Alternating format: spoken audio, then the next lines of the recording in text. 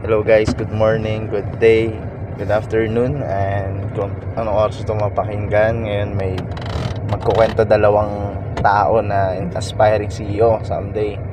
And ngayon nasa journey sila na nagpipray, nagpaplano.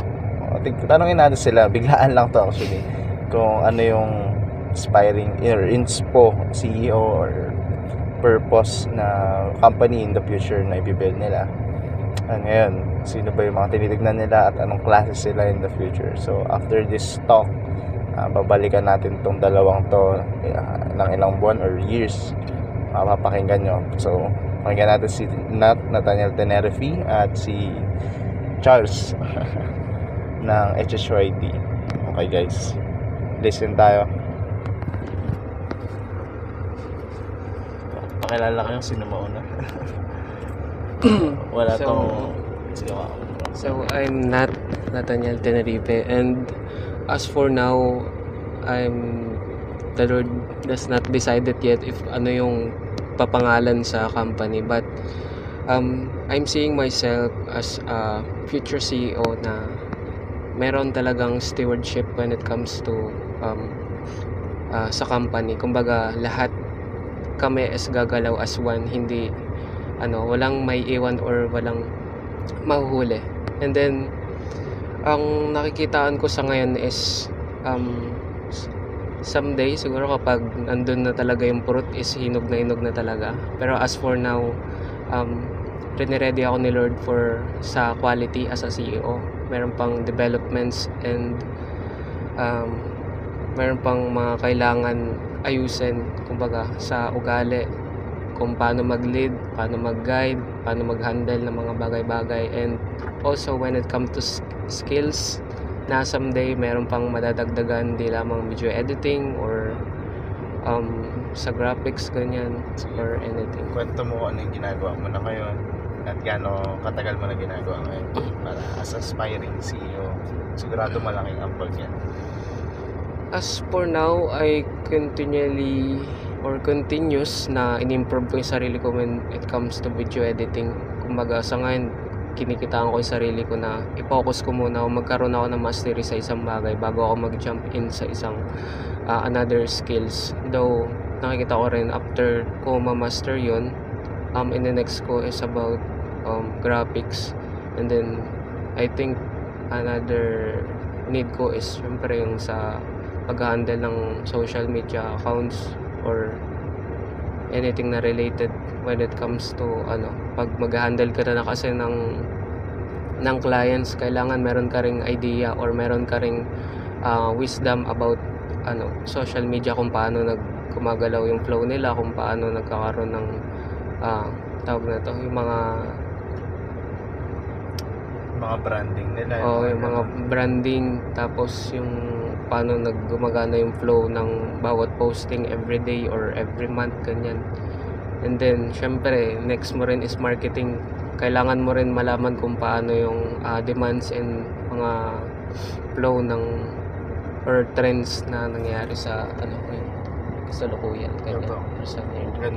Maganda yun natin. Actually ngayon nasa point din ako na pinaproject ko rin yung magiging company ko in the future. Tapos yan, dapat alamin mo na ngayon pa lang yung mga tatakbuhin. And at the same time, siguro maganda mag-step forward ka. Yan sa plano, yan maganda yung pag-pray, go yan. So ngayon pa lang planoin mo talaga. Sige, share mo pa kung may mga nakikinig ngayon na parang malabo pala sa kanila or gusto naman nila pero nasa same season siya sa inyo. Tingin mo anong pwede mong i-advise? Ang advice ko lang, pag magsimula ka talaga or anything na gusto mo, nandun talaga yung hindrance mo sa sarili mo, no? Or doubts na baka mag-fail ako or baka hindi ko kaya. Pero the one thing is, kung parang nag-aalangan ka, just do it, kasi wala namang mawawala sa'yo eh. Kumbaga nag-go out ka sa comfort zone mo, ginawa mo. Even the other CEOs, maraming best sila nag-fail, sila Mark Zuckerberg, yung mga ibang CEO na ngayon is sila, kumbaga mayayaman na. Kumbaga take the risk talaga or lose the chance, ika nga. Kumbaga kung hindi ka magte-take ng risk ngayon, paano ka in the near future? Or sa progress na day 1 or day 100. Kumbaga parang sa ngayon nahihirapan ka, pero afterwards, day by day, syempre may improvement, may bago ka natututunan. So maganda hindi pa rin talaga. sayang yung oras. Maganda talaga mag-start na. Halimbawa, ikaw aspiring CEO, tapos ngayon may skills ka na, sabi mo, gusto mo i-master, gusto mo muna ma-master yung isa bago ka mag-jump to another, no? Magandang advice yun. And then, siguro, isang ko na advice. Kasi si Nat, siya, nag-aaral din talaga siya sa computer related. So, medyo aligned, di ba? And then, siguro, kung may nakikinig ngayon, kung saan ako mag-start or paano ako mag-start ng skills or business ko, sigurado pinakamaganda simulan mo sa passion mo, yung talaga na-enjoy mo siya gawin.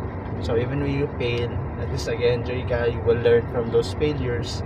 At the same time, yan, habang nag-start ka, ma-figure out mo in the long run yung mga pwede mong i-improve pa talaga. Sige, pakinggan naman natin ngayon si Charles. Ito si Charles. Real quick interview lang talaga, guys. Sige, real talk. So, I am Charles Jake Carpio po from SHYD.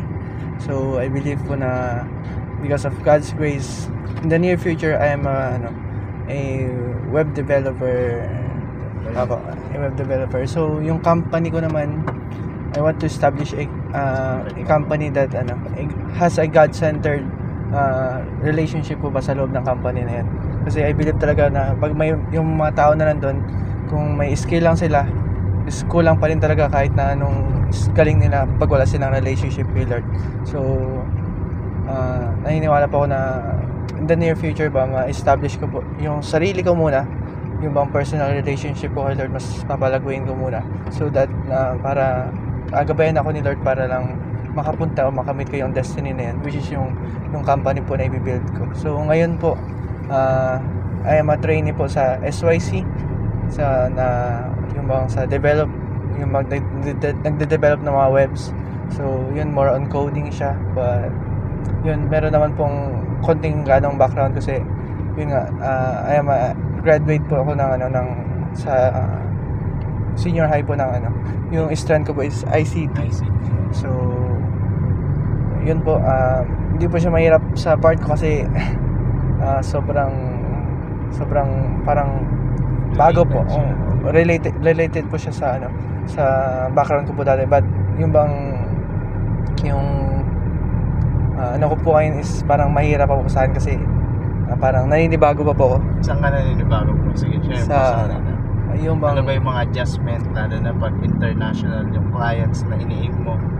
And as bago, maganda marinig din natin yung mga bago nagtitrain yan.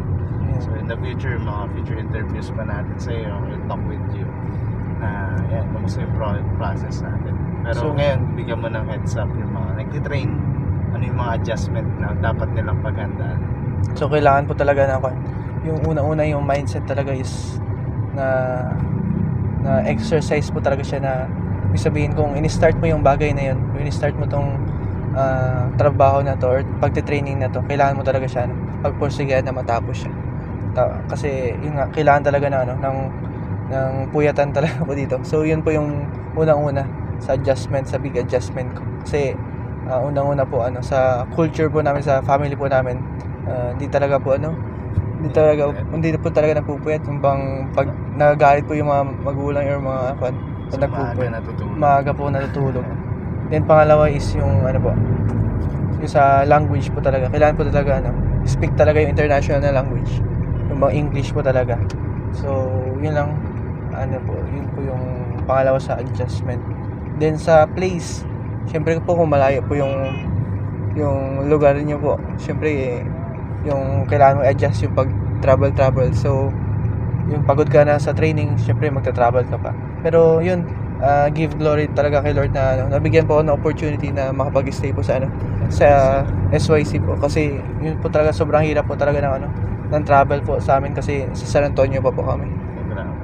Ang layo po. And guys, narinig niyo yung humble beginnings ni Charles. Actually si Ken din, wala siya dito.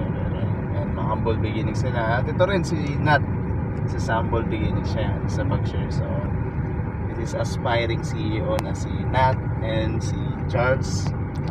ito yung humble beginnings nila. So pwede rin nilang balikan tong conversation namin.